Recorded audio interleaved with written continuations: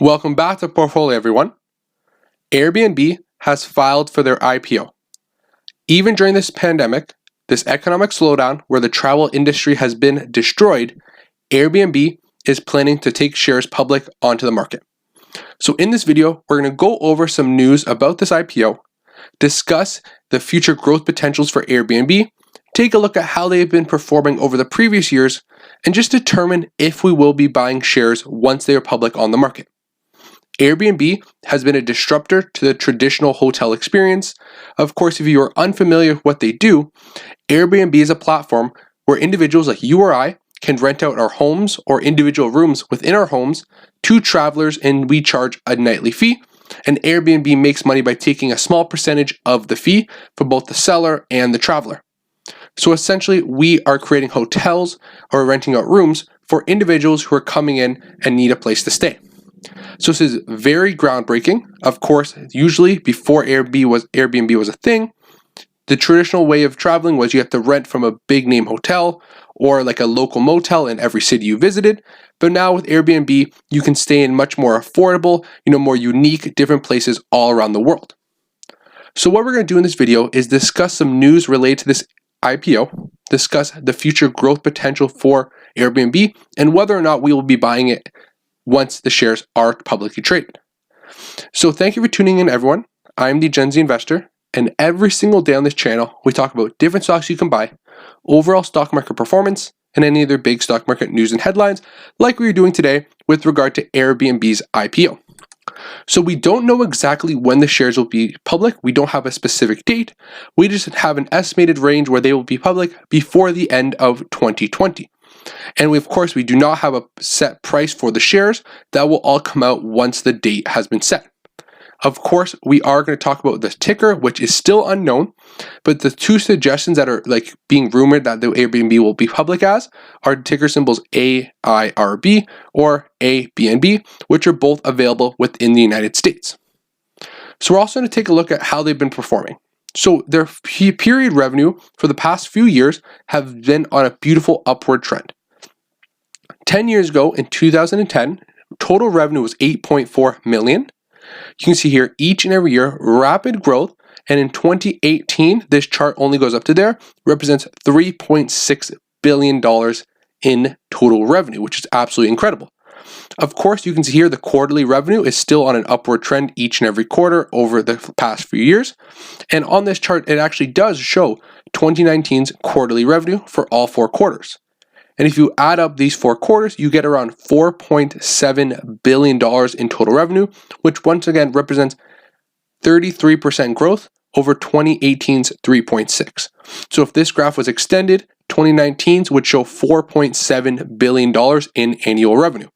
So this company has seen rapid growth to their top line. You can see here a nice steady year-over-year incline. Revenue has been growing at a tremendous rate. Their revenue growth has been averaging over 50% year over year. You can see here in 2014, close to 70, 112%, 66% revenue growth, 73% revenue growth, 38% revenue growth, and from 2019, they posted 33% revenue growth. So extremely fast revenue growth, which is exactly what you want to see from these young companies who are, just innovating, continuously growing operations. We expect these growth stocks to have double-digit plus revenue growth and earnings growth year over year.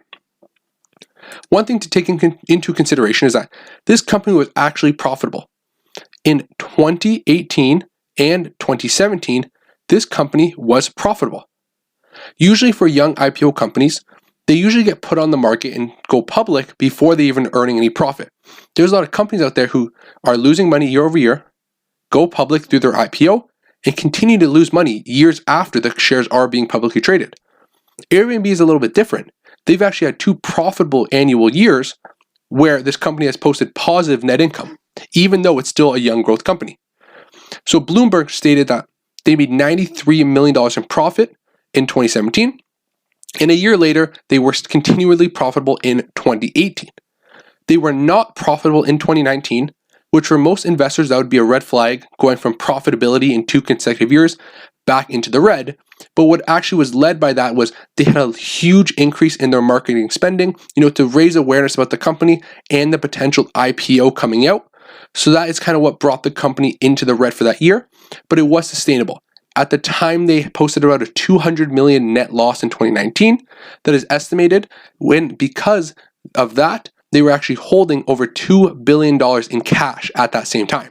So although they posted a net loss of $200 million, they had a lot of cash left on the balance sheet at over $2 billion, so they can really sustain that net loss and continue to grow the business, and that isn't really what's going to bankrupt them over the short term. So I do believe that was just a short-term occurrence. I believe that this company will return to profitable once the overall travel industry has returned. If we take a look though, this pandemic has hit Airbnb extremely hard. A couple months ago, an IPO wouldn't even be thought of. Throughout the month of March and April, where travel was completely destroyed and at zero, the overall industry was hurting so bad that the idea of an IPO for Airbnb was almost taken off the table. The valuation for the company has also been destroyed. They were previously being valued at around $31 billion, but after some debt issuing where they actually issued $2 billion worth of debt, their current valuation is only around $18 billion, and that is where the IPO valuation is estimated to come out as. It has also laid off around 25% of its workforce, or around 1,900 employees in the month of May. So this is extremely interesting. This company had to lay off 25% of their workforce, and they saw their valuation cut by $13 billion. Absolutely incredible. This company has been decimated because of this pandemic. Airbnb's revenue dropped 67% from the year before to $335 million in their second quarter. And they also said the company has lost $400 million excluding interest, taxes, depreciation, and amortization. And they had to raise $2 billion in equity and debt to get through this pandemic.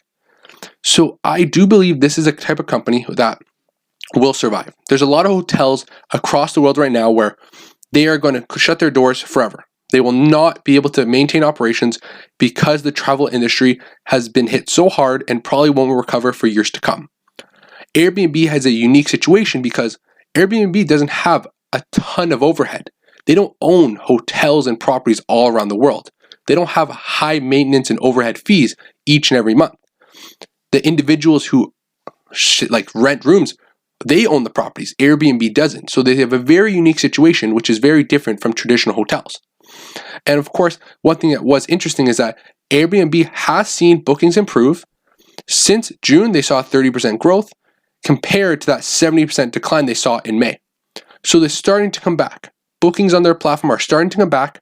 Of course, April, May were kind of the hardest times, March as well. But in June, they did see a 30% bump, which was nice to see. So now we take a look at some competitors. There are some other competitors on the market. Airbnb is kind of a market leader in what they actually do with regard to their platform of individuals renting out rooms in their homes. But there are some other competitors in the travel industry that do similar types of services. So when these companies went public, Expedia was valued at $12 billion, TripAdvisor is valued at $3 billion, and Bookings.com is valued at $7 billion. So three main competitors to Airbnb. Another kind of thing is we got to talk about their business model.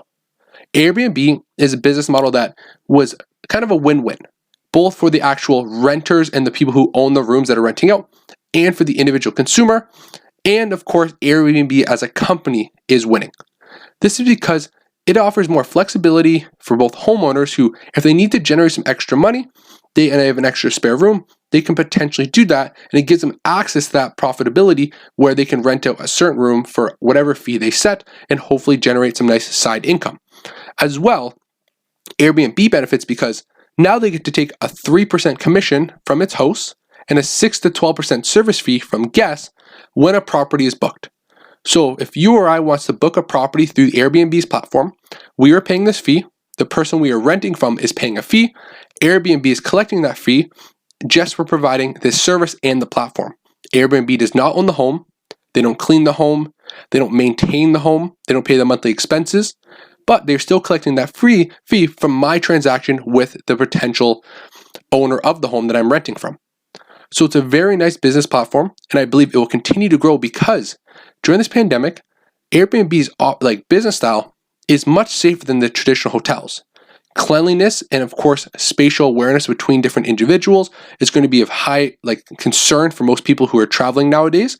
And the fact that you can rent a single room or an individual private home through the Airbnb platform may be more attractive than going to a traditional hotel, which has hundreds of rooms with thousands of people being in the same building at the same period of time.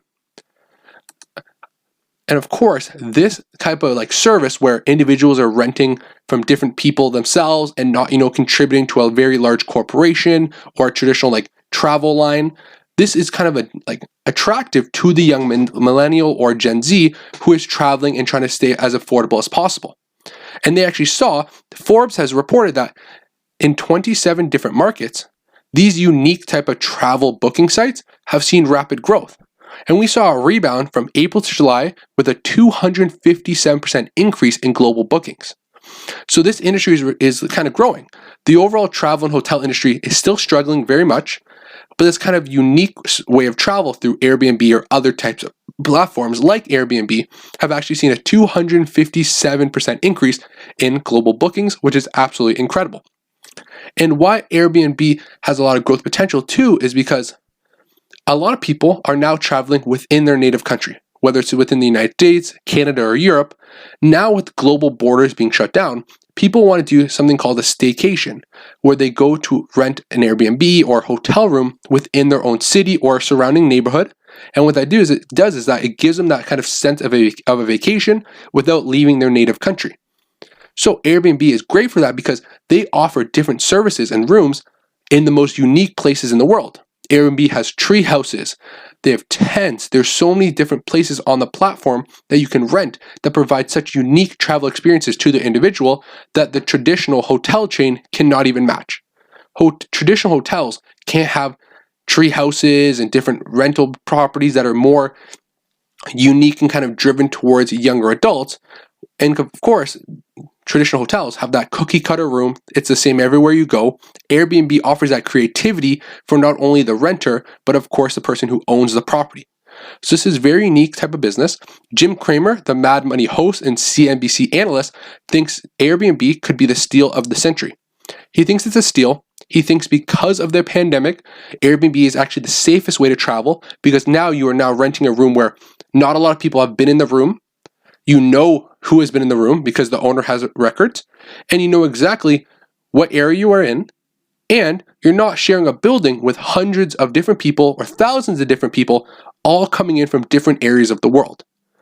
And of course, this is also kind of destroy, he believes, the overall traditional travel stay because these people have a lot less overhead. Individuals who are renting out rooms or their basement or a shed in their backyard on Airbnb, they don't have a lot of overhead.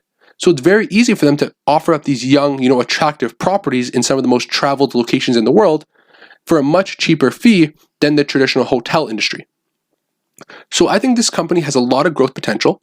I believe that their rapid growth over the past couple of years is incredible. I love the fact that they were once profitable for 2 consecutive years before they even went public. Of course, they have declined in 2019, and I'm sure they will be posting net losses in 2020 as well. But I think this is a company where they have a lot of growth potential. This is one I really do have my eye on.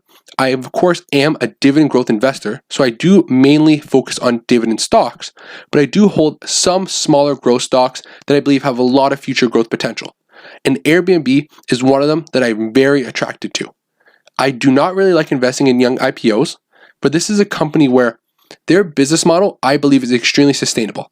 I believe the idea where individuals renting from other personal individuals and not from large corporations, and I really do believe the fact that this is a much safer way to travel once border restrictions are, reduced and people actually feel more comfortable jumping on planes once again, because I've used Airbnb many times. I've had no issues ever with the platform. It's very simple to use. I've stayed in great places all around the world, and I believe this is a platform where I feel much safer renting an Airbnb and going and spending my time or my trip or sleeping in a private building that I'm the only individual or private apartment or condo, whatever it may be.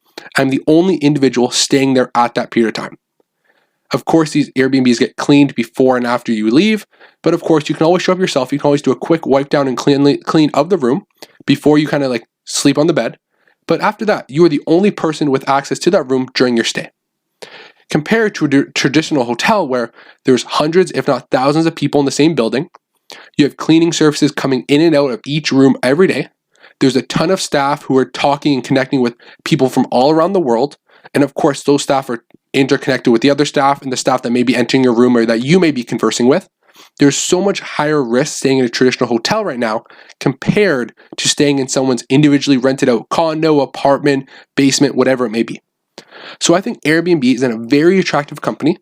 I believe that they will continue to grow, and I will be keeping my eye on this IPO. Even though the travel sector has been decimated, I think this is a company where their platform is so simple, but it's so easy to use and has strong brand loyalty that I believe they can continue to expand. And I believe once people get to travel and once restrictions are completely lifted and it is safe to travel around the world, I think the travel industry is going to boom. I think people are tired of being locked up in their homes, staying at home, especially with the new trend of people working at home, and a lot of businesses are doing permanent stay-at-home work. It's going to really make people eager to travel, get out of the house, and see new things, and Airbnb provides that service. So those are my thoughts on the company and their initial IPO. I think this is a very interesting company. I will be keeping my eye out for new news, and of course, when the shares go public, I will be very close watching and might actually start a position. Thanks for watching, everyone, and I'll see you in tomorrow's video.